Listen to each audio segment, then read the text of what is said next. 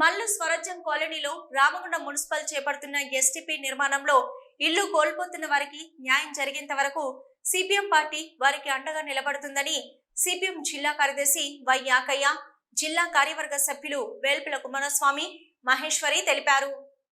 Godavarikhani Ganganagar Rajarajeshwari colony సమీపంలోని మల్లు స్వరాజ్యం కార్యాలయంలో బుధవారం బాధితులతో కలిసి వారు విలేకరుల సమావేశంలో పాల్గొన్నారు.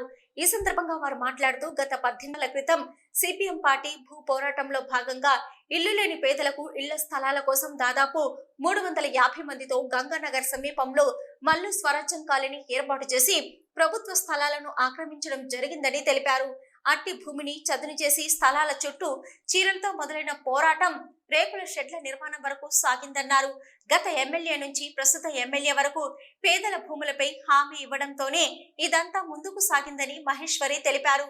ఈ క్రమంలో మున్సిపల్ ఇక్కడే 100 కోట్లతో ఎస్టీపీ నిర్మాణం చేపట్టడానికి పూనుకోవడంతో పలు దఫాలుగా ఎమ్మెల్యే పక్షాన మహంకాళి స్వామి, దీటి బాలరాజు, మున్సిపల్ కమిషనర్, ఏసీపీలతో చర్చలు జరిపిన పిదప తప్పనిసరి పరిస్థితులను అభివృద్ధికి సహకరిస్తూ 120 ఇళ్లను కూల్చక తప్పలేదని తెలిపారు.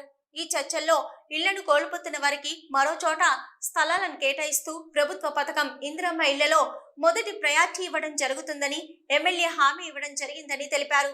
తప్పకుండా ఇల్లు కోల్పోయిన వారికి న్యాయం చేస్తామని, సిపిఎం పార్టీ పేదల కోసం పోరాడే పార్టీ అని, లంచాల కోసం పేదల డబ్బును వాడుకోవడం తెలియదని తెలిపారు. బాధితులు డబ్బులిచ్చిన మాట వాస్తవేనని, కానీ ఒక్క రూపాయి కూడా తన స్వంతానికి ఇవ్వలేదని, స్థలాల చదునుకు, కరెంటుకు, కార్యాలయ నిర్మాణానికి, వాటర్ కోసం బోర్వెల్ కు మాత్రమే ఇవ్వడం జరిగిందని మహేశ్వరి వెల్లడించారు. ఎస్టీపీ నిర్మాణం కింద ఇళ్లు కోల్పోతున్న వారికి తిరిగి ఇళ్ల స్థలాలు ఇప్పించే వరకు సిపిఎం పార్టీ వారికి అండగా ఉండి పోరాటం చేస్తుందని, కొంతమంది కావాలని చేస్తున్న తప్పుడు ప్రచారాన్ని నమ్మొద్దని కోరారు. సిపిఎం పార్టీ ఎక్కడా లంచాలు తీసుకున్న చరిత్ర కానీ డబ్బులు తీసుకున్న చరిత్ర లేదు. వాళ్ళ అభివృద్ధి కోసం వాళ్ళ కోసం చేసిన వసూలు చేసుకున్న పైసలు తప్ప వ్యక్తిగతంగా వ్యక్తులను టార్గెట్ చేసి, మహేశ్వరి టార్గెట్ చేసి చేయటం ఏదైతుందో అది సరైనది కాదు అనేది సిపిఎం పార్టీ జిల్లా కమిటీ సందర్భంగా ప్రకటిస్తూ ఉంది. ప్రతి కుటుంబం ఇచ్చిన, ప్రతి మనిషి ఇచ్చిన ప్రతి పైసా ఈ కమిటీ దగ్గర లెక్కుంది. ఎవరు స్వార్థ రాజకీయాల కోసం, స్వార్థం కోసం ఉపయోగించుకోలేదు.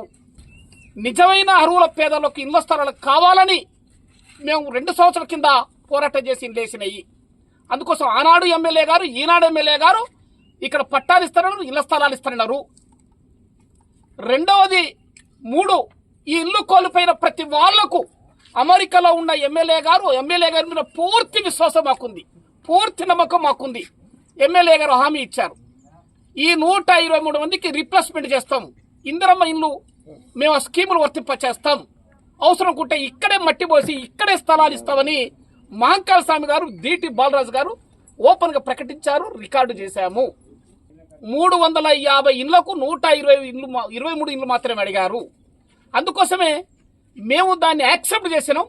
ఇక్కడ ఎలాంటి పోలీసు నిర్బంధం లేకుండా, ఇబ్బంది లేకుండా వాలంటీర్గా మేమే ప్రకటించాం తప్ప ఇందులో ఇంకెటువంటి దోబుచిరాటలు లేవని సిపిఎం పార్టీ జిల్లా కమిటీ సందర్భంగా తెలియజేస్తూ ఉంది. వాళ్ళ అనుమతితోటే వాస్తవంగా ఏడుపులు, గాండ్రిప్పులు, ఇబ్బందులు ఉన్నప్పటికీ వాళ్ళ అనుమతితోటి వాళ్ళతో మాట్లాడి ఇక్కడ జనరల్ వాడబెట్టి వాళ్ళ సమ్మతి మేరకే ఆ నిర్ణయం సిపిఎం పార్టీ జిల్లా కమిటీ తీసుకున్నది. 5, చివరిగా మేము చెప్పేది, మా మీద ఎన్ని అవాకులు చవాకులు వచ్చినా నిజాయితీందో మాకు తెలుసు. మా కార్యకర్తలు, మా కామ్రేడ్స్, మా కమిటీ ఎలా పనిచేస్తుందో మాకు తెలుసు. అందుకు సిపిఎం పార్టీలో లంచాలకు కానీ లేకపోతే దుర్వినియోగానికి కానీ అటువంటి అవకాశం ఉండదు. ఎందుకంటే ప్రతి నిమిషం ఇక్కడ జిల్లా కమిటీ పర్యవేక్షణలో ఉంది. జిల్లా కమిటీ కార్యదర్శి వర్గ సభ్యులను మహేశ్వర్ గారిని ఇక్కడ పెట్టాము. అందుకోసమే ఏ ఒక్కరు వ్యక్తిగతంగా డబ్బులు తీసుకునే అవకాశం లేదు అని సందర్భంగా జిల్లా కమిటీ తెలియజేస్తూ ఉంది. ఇప్పుడున్న ప్రభుత్వం అయినా సరే, అప్పుడున్న ఎమ్మెల్యే గారు చెప్పిండ్రు, ఇప్పుడున్న ఎమ్మెల్యే గారు కూడా చెప్పిన తర్వాతనే మేము వీటిని పోవు అని అనుకున్న తర్వాత పక్కా ఇండ్లు కట్టుకోండి అని ఇక్కడ ఉన్నటువంటి పేద ప్రజలకు హామీ ఇవ్వడం జరిగింది. తర్వాత కట్టుకున్న తర్వాత ఇప్పుడు ఎస్టీపీకి 100 కోట్లు శాంక్షన్ అయినాయి. దాని ద్వారా 100 కోట్లు మీ ద్వారా అవి వెనక్కుపోయే పరిస్థితి ఉంది. మీకు ఇప్పటిదాకా సహకారం అందించినాము, ఇప్పుడు మీరు కూడా మాకు సహకారం అందియాలని చెప్పి 2 సార్లు మన ఎమ్మెల్యే గారు కూడా మాట్లాడిండ్రు. అన్నీ పోవు, ఎంతో పోయేంత వరకే అవి పోతాయి. పోయిన వాళ్ళకు కూడా మళ్ళీ మనం చూపించుదాం, ఇక్కడ వాళ్ళని ఎవరిని కూడా ఆధారపడొద్దు అని చెప్పి చెప్పడం జరిగింది. ఆ తర్వాత 2 రోజుల నుంచి ఏసీపీ గారు డీసీపీ గారు మనల్ని పిలిపించి ఇక్కడ ఉన్నటువంటి సిపిఎం పార్టీ జిల్లా నాయకత్వాన్ని పిలిపించి చర్చలు జరపడం జరిగింది. అయినా సరే ఆ పేద ప్రజలు, వాళ్ళకు రెక్కాడితే కానీ డొక్కాడని ప్రజలు, వాళ్ళు కట్టుకున్నటువంటి ఒక్కొక్కరు 1,00,000 రూపాయలతోటి ఇండ్లు కట్టుకున్నారు. వాళ్ళు కట్టుకున్నటువంటి ఇండ్లను కూల్చివేస్తే తర్వాత వాళ్ళ పరిస్థితి బాగుండదు. ఒక్కొక్కరు వాళ్ళ పుస్తెలు అమ్ముకొని అట్లాంటి పరిస్థితుల్లో వాళ్ళు కట్టుకోవడం జరిగింది. అందుకోసమని అవి తీసేయొద్దని మేము ఆ చర్చల్లో పాల్గొన్నప్పుడు అనేక సార్లు అన్నాము. 2 రోజులు మమ్మల్ని పిలిపించి మాట్లాడి, మీరు ఏది ఏమైనా అది ఎస్టీపీకి స్థలం ఇవ్వాలి, తర్వాత దాని సేమ్ స్థలం మళ్ళీ ఇక్కడే చూపిస్తాం మీకు అని హామీ ఇచ్చిండ్రు. అదే ప్రకారంగా నష్టపోయిన వారికి ఎట్లా అని కూడా మేము అడగడం జరిగింది. అడిగినప్పుడు నష్టపోయిన వారికి ఇప్పుడు వచ్చేటువంటి ఇందిరమ్మ పథకంలో వచ్చేటువంటి 5 లక్షల స్కీమ్ కూడా ఇప్పుడు ఏదైతే నష్టపోతారో వాళ్ళకే ఫస్ట్గా ఆ స్కీము వర్తించేటట్టు చేస్తాము అని చెప్పి ఏసీపీ గారు మన ఎమ్మెల్యే గారు కూడా మాట్లాడి, వాస్తవం ఏంటంటే ఇక్కడ క్లీన్ చేయడానికి తీసుకున్న మాట వాస్తవము. అది కూడా మేము పార్టీగా మా చేతికి ఇవ్వలేదు. ఏదైతే డివిజన్లో ఉన్నటువంటి లీడర్లను వాళ్ళ లీడర్లకు పెట్టినామో ఆ లీడర్ల ద్వారానే ఆ డివిజన్కు తీసుకొని అది సాఫ్ చేయడం, ఆ తుమ్మ చెట్లను అవన్నిటిని సాఫ్ చేయడం జరిగింది. ఏదైతే ఇక్కడ ఎన్ని తుమ్మ చెట్లు ఉన్నాయో ఇక్కడ ఉన్న వాళ్ళకి అందరికీ తెలుసు, అవన్నిటిని సాఫ్ చేయడం జరిగింది. అదేవిధంగా ఇక్కడ ఉండడానికి ఒక షెల్టర్ కావాలనుకున్నప్పుడు అందరినీ జనరల్ బాడీ పెట్టి ఏం చేద్దామమ్మా అని అడిగినప్పుడు మనం ఒక షెల్టర్ ఏర్పాటు చేసుకోవాలని అనుకోవడం జరిగింది. అప్పుడు కూడా మనిషికి 500 రూపాయలు అదే వాళ్ళ లీడర్ల ద్వారా, మేము ఏదైతే లీడర్లను డివిజన్కి ఒక లీడర్లను పెట్టినామో వాళ్ళ ద్వారానే 500 జమ చేసి అప్పుడు కూడా తడకలతోటి ఒక షెల్టర్ ఏర్పాటు చేయడం జరిగింది. అదేవిధంగా ఏదైతే ఉద్యమాల కోసం చెయ్యాలి అని అన్నప్పుడు అవన్నీ చెయ్యాలి, ఇక్కడ ఖర్చులు అవన్నీ ఉన్నాయన్నప్పుడు 2,000 రూపాయలు ఉద్యమ నిధిగా కూడా తీసుకోవడం జరిగింది.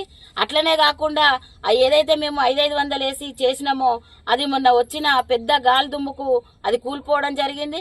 ఈ బాధితులందరూ కూడా మళ్ళీ మనము ఆఫీస్ నిర్మాణం చేసుకోవాలి, ఈ కేంద్ర నిర్మాణం చేసుకున్నప్పుడే మనం ఇక్కడ ఉండగలుగుతామని వాళ్ళందరి అభిప్రాయం మేరకు మళ్ళీ 1,500 జమ చేసి అందులో మళ్ళీ కేంద్ర నిర్మాణం కూడా చేసుకున్నారు. అంతేగాని ఇక్కడ పార్టీ వాళ్ళ చేతికి ఏమి ఇవ్వలేదు. వాటర్ లేవు కాబట్టి ఇక్కడ ఉండడం పరిస్థితి బాగా ఘోరంగా ఉంది. వాటర్ సప్లై కావాలి అని అన్నప్పుడు మేము రెగ్యులర్గా వాటర్ ట్యాంక్ని పిలిపించి వాటర్ సప్లై కూడా చేయించడం కొనుక్కున్నారు వాళ్ళు. అట్లా కాదు ఇట్లా చేసుకుందాం అన్నప్పుడు 2 బోర్లకు మనిషికి 2,000 రూపాయలు చేసి 2 బోర్లు కూడా వేయించడం జరిగింది. అవన్నీ కూడా డబ్బులు తీసుకున్నాయి కాదు, నిదర్శనంగా బోర్లు కనబడుతున్నాయి, కేంద్రం కనబడుతుంది, సాఫ్ చేయించింది కనబడుతుంది, అంతా కనబడుతుంది. మేము తీసుకున్నాయి అవి. కాకపోతే మహేశ్వరి 30,000 తీసుకున్నది, 40,000 తీసుకున్నదని వచ్చేటి అన్ని అవి వాస్తవం కాదు. ఈ విలేకరుల సమావేశంలో బాధితులు బండ సరిత, సులోచన, సాంబారు రజిత, పొన్నం మనమ్మ, ఎస్కే అజిముద్దీన్, పాముపర్తి సుబ్బారావు, నక్క లావణ్య, స్వరూప, గజ్జల ప్రమీల తదితరులు పాల్గొన్నారు.